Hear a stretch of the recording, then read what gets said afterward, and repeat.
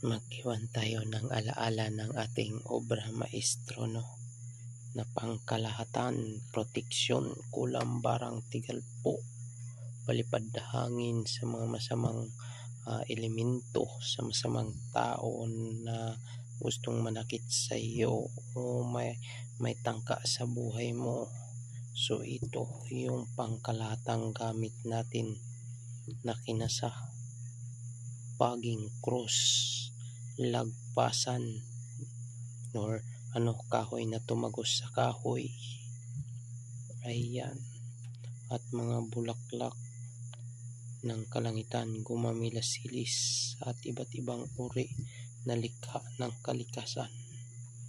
At ito naman ang hikot tuhog, ayan, pulupot, talikop, hikot tuhog, ayan, at merong bulaklak na baging. So ayan, yung cross natin, isa itong bulaklak, yung gitna niya, no? So ayan,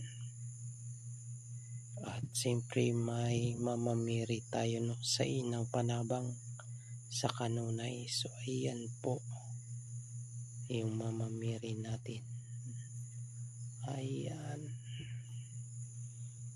So magpapaalam na tayo nito dahil iba nang magmamay-ari nito, no? So napakadabis panglagay sa altar, ayan,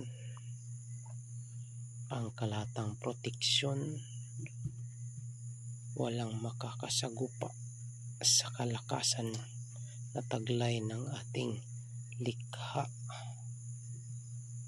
Ayan, walang makakasangga ng mga masamang espiritu at masamang tao sa obra natin na likha ng Diyos at ng Anak at ng Espiritu Santo. Gawin kang instrumento panangga sa masamang elemento, sa masamang tao o sa mga taong may hangarin na masama sa may nagmamay-ari nito.